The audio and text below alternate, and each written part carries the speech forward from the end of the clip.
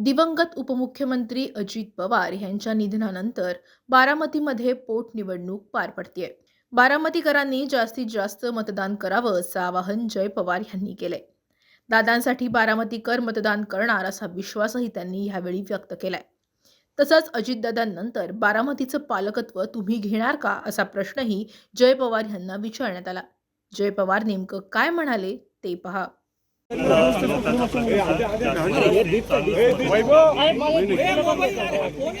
उमेदवार रिंगणामध्ये आहेत। खरं तर बिनविरोध व्हायला हवी होती, पण ती झालेली नाही। काय कारण आहे? जेव्हा आम्हाला आम्ही आलो आणि भरपूर जणांचे जसं आम्ही संपर्क साधला, त्यातल्या त्यात 20 ते 23 लोकांनी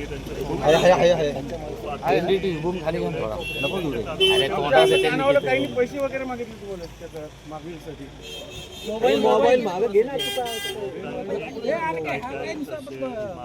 पैशाचं कोणी असं काय बोललं नाही, पण त्यातल्या त्यात कधी कधी कोणाला तरी आर्थिक थोडी मदत लागते।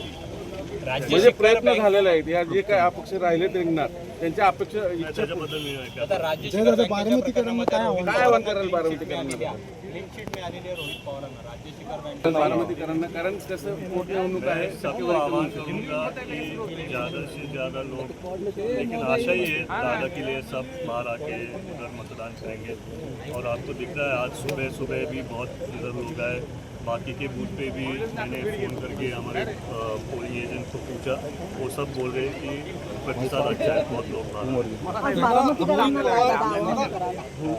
बारामतीकरांना आवाहन करण्यापेक्षा मी जेव्हा गावोगावी दौरे करत होतो, सगळ्यांच्या मनात स्वतःच एक आशा होती की दादांसाठी त्यावेळेस स्वतःच येऊन तिथं चांगल्या टक्केवारीने मतदान करणार।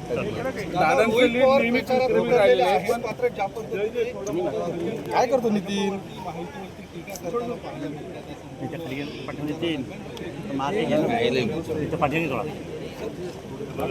मी सारखं सांगत आलो आहे की जर ते त्यांच्या वतीने प्रचार करत असतील की त्यांच्या वतीने करतात, दादांच्या वतीने प्रचार करत आलो आहे आणि आमचे मित्रपक्ष त्यांच्या वतीने प्रचार करतात। त्याच्यामुळे दुसऱ्यांच्या मनात काय भावना ते प्रचाराच्या दरम्यान बोलत असतील त्याच्याबद्दल मी नाही काय।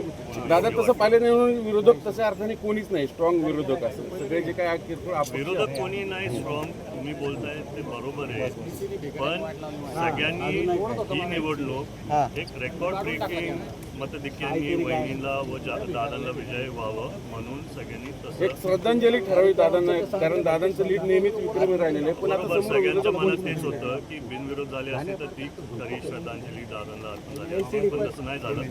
म्हणून यावेळेस गावोगावी जाताना पण जिल्हा परिषदपेक्षा प्रतिसाद खूप लोकांचा होता, ते त्यांची भावना मला सांगत होते आणि दादांचं प्रेम सगळ्यांच्या मनात तसं दिसत होतं। या प्रचारात आम्ही तुमचं भाषण ऐकलं, अगदी दादांचेच मी म्हणजे जे आठवणी आहेत उजाळामुळे लोक तुमच्या दादांना बघत होते, मी अगदी आयलो वगैरे